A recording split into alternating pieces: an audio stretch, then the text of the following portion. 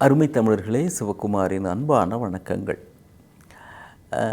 இப்போ பல ஊடகங்களில் நம்முடைய சொற்பொழிவு, மேடை பேச்சு, பட்டிமன்றங்கள் இதெல்லாம் ரொம்ப பரவலாக எல்லாத்துலேயும் பார்க்க முடியுது.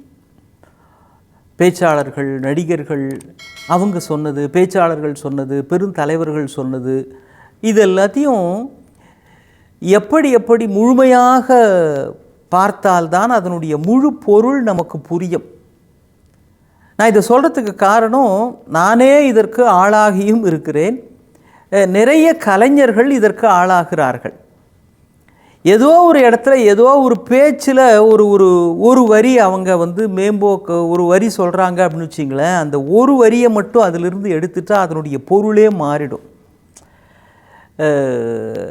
பேசிக்கிட்டே இருக்கிறாரு, ஒருத்தரை பற்றி விமர்சனம் பண்ணுறப்போ அவர் பேசுகிறது என்னங்க பைத்தியக்காரத்தனமாக இருக்குதுங்க அப்படின்னு பேச்சு வாக்கில் சொல்கிறாருன்னு வச்சிங்களேன், இந்த ஒரு வரி மட்டும் எடுத்து அதை ஊடகங்களில் ஏற்றி விடுகிறார்கள், சமூக ஊடகங்களில். அவர் என்ன மனநிலை பாதிக்கப்பட்டவர் என்று அவரை பற்றி இவர் சொல்லுகிறார் அப்படின்ன உடனே கீழே நூற்றுக்கணக்கான பேர் இவரை பற்றி தெரியாதா, இவனே ஒரு மூளை இல்லாதவன், இவனே ஒரு பைத்தியக்காரன், இப்படிலாம் கண்ணா அப்படின்னான்னு போடுறாங்க. இது ரொம்ப வினோதமாக இருக்கிறது, வேடிக்கையாக இருக்கிறது. எப்பொழுதுமே முழுமையாக என்ன நடந்தது என்று பார்த்து விட்டு அதன் பிறகுதான் ஒரு முடிவுக்கு வர வேண்டும். அதை விட்டுட்டு அதிலிருந்து விட்ட ஒரு காட்சியை மட்டும் எடுத்துட்டா அதனுடைய பொருள் மாறி போய்விடும். அது தெரியாமல் அவசரப்பட்டு இன்றைக்கு எந்தெந்த கருத்துக்களையோ சொல்லி யாரையோ விமர்சனம் என்கிற பெயரில் காயப்படுத்தி கொண்டிருக்கிறார்கள். அவர்களுடைய இமேஜ்னு சொல்கிறமே அதை முற்றிலுமாக சிதைப்பது என்பது நடந்து கொண்டிருக்கிறது. இது பல நல்ல மேலான சிறந்த தலைவர்களும் கூட இதிலிருந்து தப்புவது இல்லை. நான் அவங்கள பற்றிலாம் சொல்ல விரும்பலை. நான் நம்முடைய ஒரு பட்டிமன்றத்தில் பேசுகிறப்பவே நான் சொன்னேன், அடுத்தவர்களுக்கு உதவி செய்வது என்பதை எல்லா மதங்களுமே வலியுறுத்தி சொல்லுகிறது அப்படின்றத இந்து மதத்திலும் இப்படி இருக்கிறது, கிறிஸ்தவ மதமும் சொல்லுகிறது, இஸ்லாமியமும் சொல்லுகிறது அப்படின்னு அந்தந்த மதத்தினுடைய மேற்கோளை காமிச்சு ஒரு வாதமாக வைத்தேன். பட்டிமன்றத்தில் பாருங்கள், ரெண்டு அணியிலையும் பேசுவாங்க. பட்டிமன்றம் பார்த்தவங்களுக்கு தெரியும். இவருடைய கருத்துக்கு மறுப்பாக இவர் சொன்னால் அதையே ஒரு பெரிய அறிஞர் கூற்று மாதிரி எடுத்துக்கிட்டு கீழே நூற்றுக்கணக்கான பேர் காமெண்ட்டு போட்டு அவருக்கு ஒன்றுமே தெரில, அவர் விஷயம் தெரியாதவர், அவர் எல்லாம் மேடையில் பேச அப்படின்னு தனிப்பட்ட வகையிலே இறங்கி தாக்குதல் செய்வது நம்முடைய தமிழ் சமூகத்திற்கு நாகரீகம் அல்ல. மாற்றான் தோட்டத்து மல்லிகைக்கும் மனம் உண்டுன்னு நம்முடைய அறிஞர் அண்ணா அவர்கள் சொல்லி இருக்கிறார்கள்.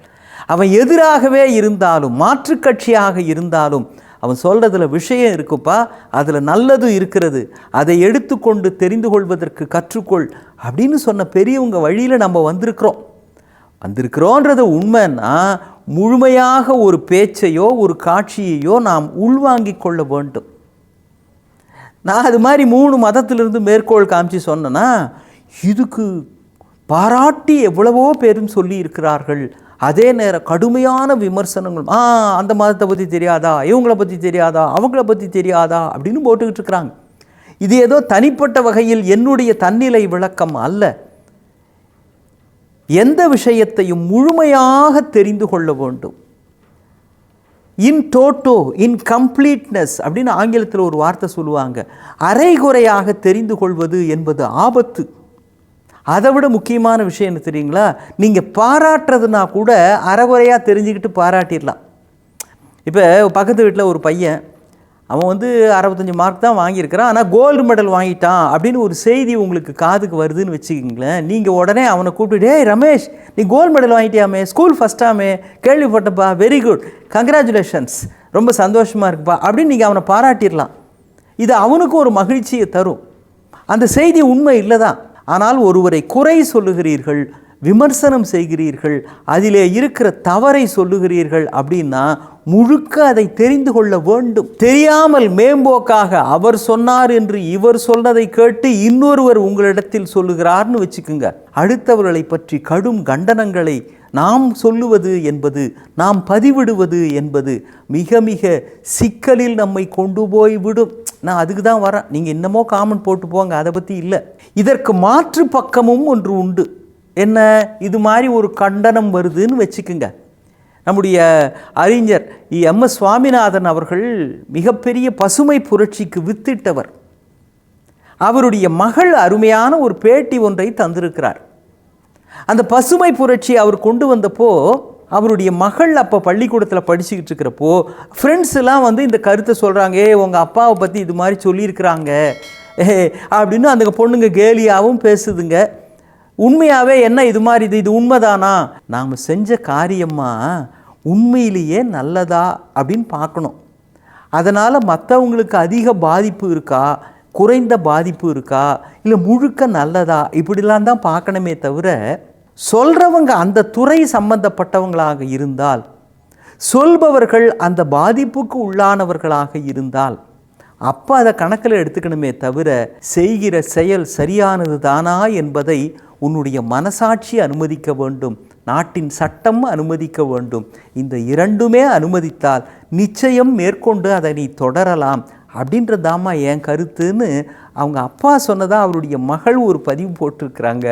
அதைத்தான் இந்த கண்டனங்களால் பாதிக்கப்படுகின்றவர்களுக்கும் நான் பகிர்ந்து கொள்ள விரும்புகின்றேன். அது மட்டுமல்ல, ஊடகங்களில் நீங்கள் பதிவிடுகிற செய்திகளும் காட்சிகளும் எங்கெங்கோ யார் யாருக்கோ செல்லுகிறது. அதனுடைய எதிர்வினை எப்படி இருக்கும் என்பதும் நமக்கு தெரியாது. அடுத்த முறை உங்கள் கண்டன கருத்துக்களை பதிவிடுகிற பொழுது கொஞ்சம் கணக்கிலே வைத்து கொள்வது எல்லோருக்கும் நல்லது. மீண்டும் சந்திப்போம். வணக்கம்.